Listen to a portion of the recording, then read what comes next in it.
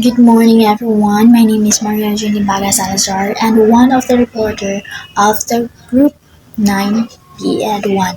So, our topic is all about the preparation of lesson planning. Number 1, understanding your audience. So, first, you need to know your audience before you even think about the lesson itself. Get to know your class. Think about their age, what they already know or don't know about the topic and how they learn best. Some kids are visual learners or by showing them something, and some are auditory in a way of explaining them it clearly they can understand, and some are hands-on or let them do it because a one-size-fits-all approach rarely works. So, understanding your students' prior knowledge and learning style allows you to tailor your students to their needs and makes the learning experience more relevant, engaging, and ultimately more effective. If you don't know your audience, you're essentially shooting in the dark.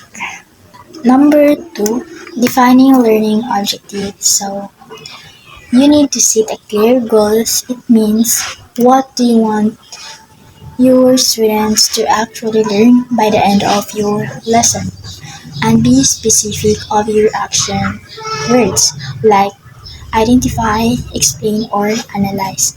This makes your goals measurable so you can tell if you hit the mark and make sure your goals are realistic for the time you have and fit with the overall course plan. And number three is choosing instructional strategies. So it is all about choose your teaching weapons. This is where you get creative think about the best way to teach using the material. Will a lecture work or would be a discussion or a activity? Play better what kind of a fun activities you can add to keep them engaged like games, experiment, or even a quick break because different teaching methods and engaging activities cater the different learning styles and keep the students interested. A mix of leisure discussion or a group work and hands-on activities. So it's far more likely to resonate with a diverse of learners than a single monotonous approach. Number 4, sequencing the lesson. So it is all about the flow of your lesson. So you need to think the lessons like a story with a starting point or beginning, a middle, or and a end. And you need to start with something engaging to grab their attention to present the main information in a clear and logical way. So you need to give them a chance to practice what they need, what they learn, and to check in to see if their understanding is fine and check in to see their understanding. And finally, you need to summarize the key takes to make sure it all sinks in. Number 5, planning of differentiation. So to make it fair to everyone because every student is unique. Think about special needs and how you can adapt the lesson for them to challenge your advanced learner while providing extra support for those who need it. It's all about making sure everyone feels successful because every student deserves the opportunity to succeed. So differentiations, it is all about ensuring that all students, regardless of their abilities or learning needs, can access and engage with the role of challenging advanced learners. So supporting students foster classroom environment where everyone feels valued and empowered. Number 6 is time management. So time management is a key because we need to be realistic about how long each part of the lesson will take. Create a rough schedule but be flexible.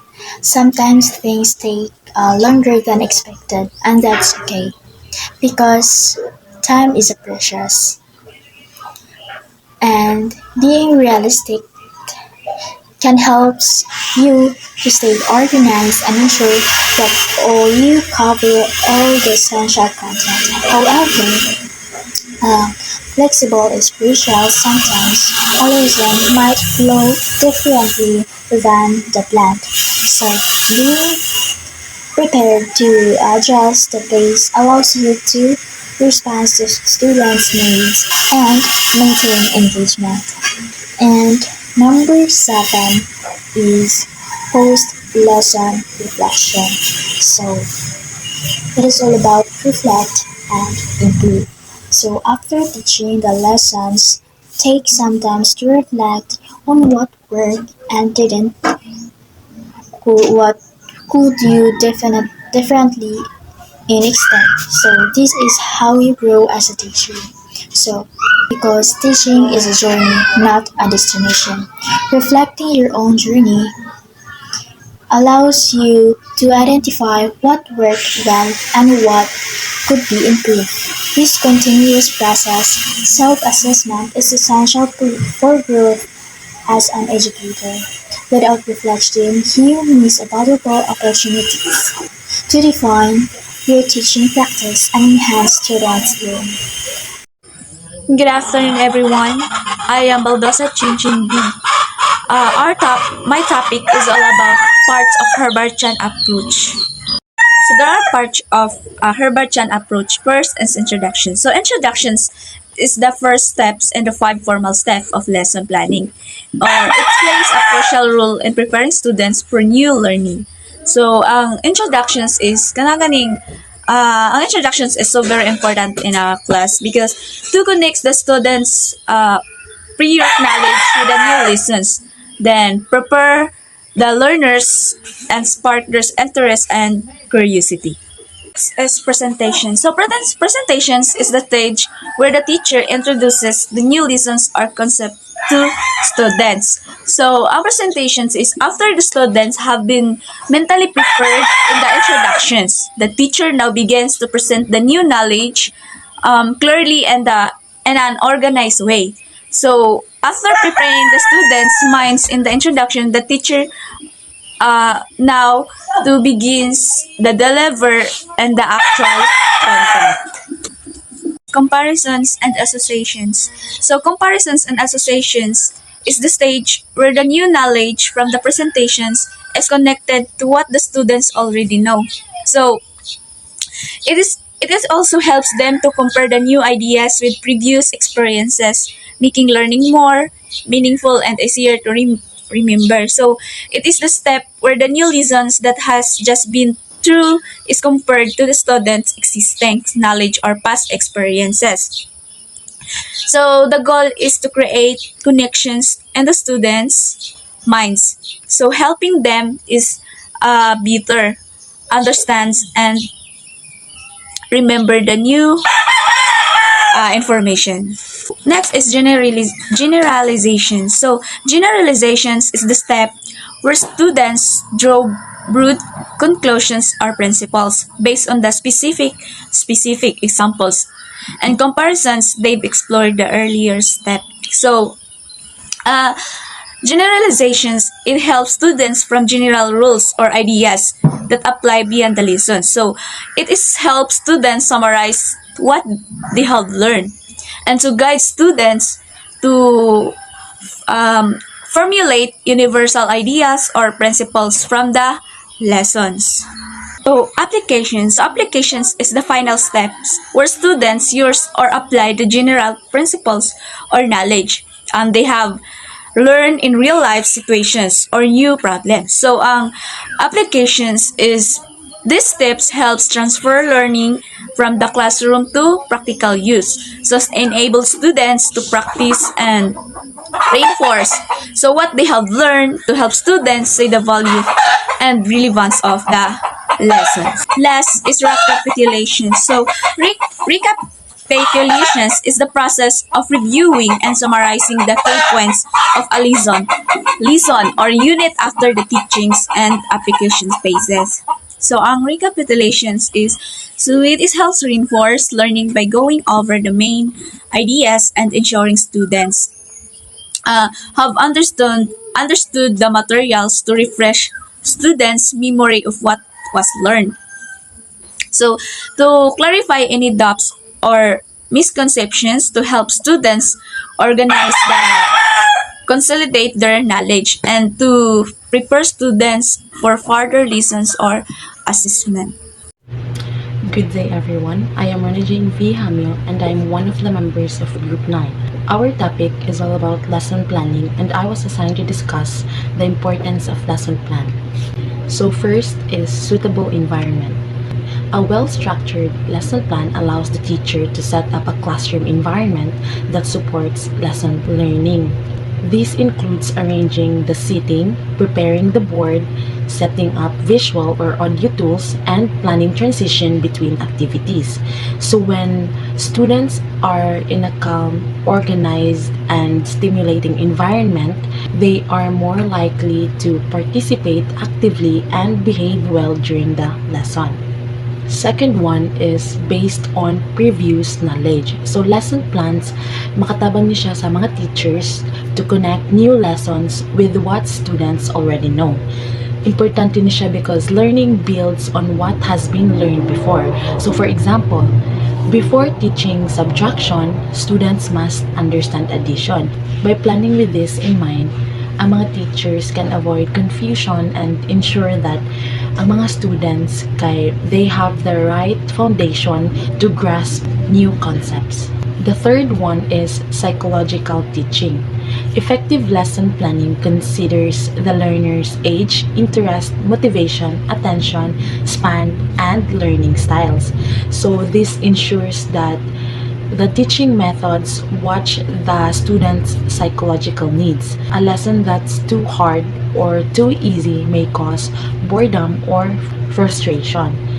But a well-planned lesson matched to the learner's mental development keeps them engaged and motivated. The fourth one is limitation of subject matter. So, a good lesson plan, makatabang siya sa mga teacher to avoid overloading students with too much information. It allows teacher to choose important points and focus on them.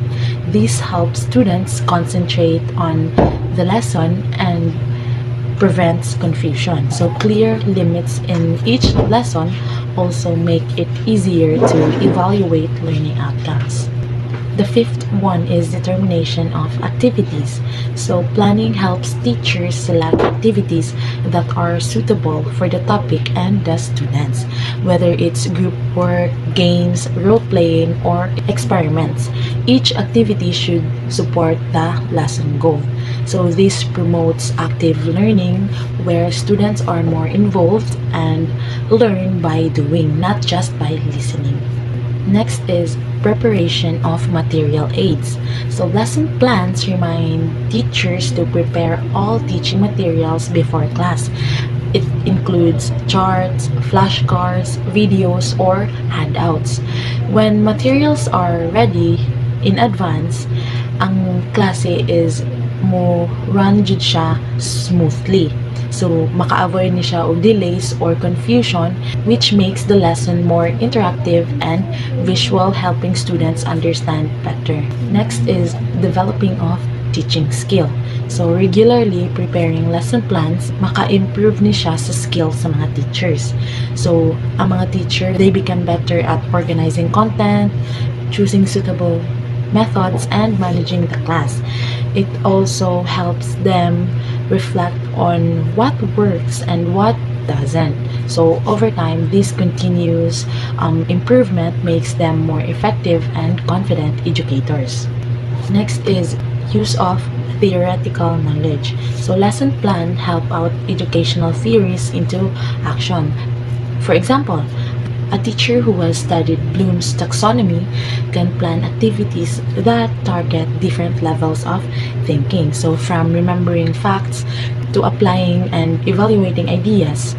This bridges the gap between theory and practice, making teaching more professional and active. Next is teaching with confidence. So teachers who have a clear plan walk into the classroom prepared, kabalo na sila kung unsa na nang ilahang itudlo, unsa na nang ilahang gi-expect from their students.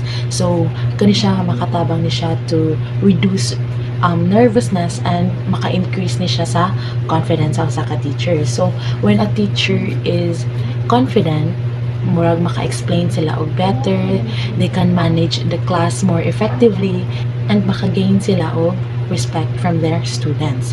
Next is discipline in class. So a detailed lesson plan keeps students occupied with meaningful tasks throughout the period. So if ang mga students are actively engaged, there's a less chance for misbehavior or off-task behavior.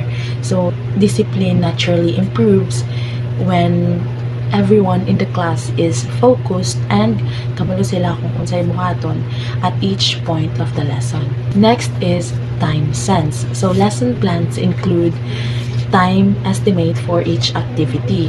Kaya siya makatabang siya for teachers to manage the time wisely and ensures that tanang part sa lesson are covered. So without planning, a teacher might spend too long on one activity and miss the others. So time management is very important yun na siya when it comes to teaching.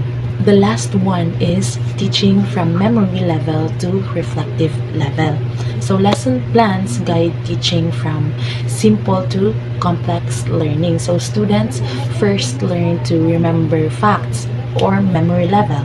Then maka-understand sila and apply them or understanding and application levels. And finally, maka-reflect sila, maka-analyze, and maka-make sila of judgments or also called reflective level. So this structure promotes deep learning, critical thinking, and real-world application of knowledge. That's all from my report. Thank you. The first characteristic of good lesson plan is the objective base.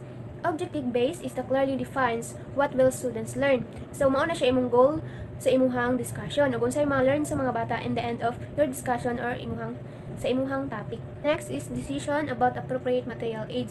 So choose the right materials to support your learnings like IMs, PPT, mga visuals, like na mga picture aron mas kuan sa mga bata dali silang makasabot sa imuhang lesson. The next is base previous knowledge. So imong lessons is connected ra sa previous discussions. Like kuan, nag-discuss sila sa previous discussion nila is all about addition. So ang imong new topic is all about subtraction. So di ba connected na sila. And also before ka mo proceed sa imong new topic, dapat i-recall nimo tong mga previous topic ug unsay mga nakatunan sa mga students. Like ma-ask ka nila question. The next is division of lesson plan in units. So it means breaking down big complicated topics into smaller and easier to understand pieces. So dapat as a teacher, dapat sa imong focus sa imuhang topic is dapat sayo na nimo siya pag-explain para mas masabtan sa mga students. Like mo ang examples, mga pictures para mas dali nga ma-absorb ang information or mga knowledge sa imuhang students. Si simplicity of activities. So dapat ang imuhang activities sa mga students is kanarang mga simple and dili siya makakonsume og dako nga time. The next is determination of activities. So, select activities that support or achieve your learning objectives. So, dapat mupili kag mga activities na inline sa imuhang learning objective. The next is homework. Assign tasks to reinforce learning. Like assignments. Mo ask ka questions about say another example, unsa ka importante ang discussion. Let's proceed to self-evaluation. Encourage students to reflect their learning. Saan nila pag-apply ilahang nakatunan sa real-world situation, sa ilang mga realization. Now, let's proceed to use of illustration. Uses of visual aids to support learning. So, dapat mag-use tag visuals, mga IMs, mga picture, para mas masabtan sa mga student. The last one is use of Blackboard. Use Blackboard to convey information. So, dapat mo, pwede po tayong gamit og Blackboard para mas ma-discuss na to like sa mga example, masulat na to mga information dito sa Blackboard.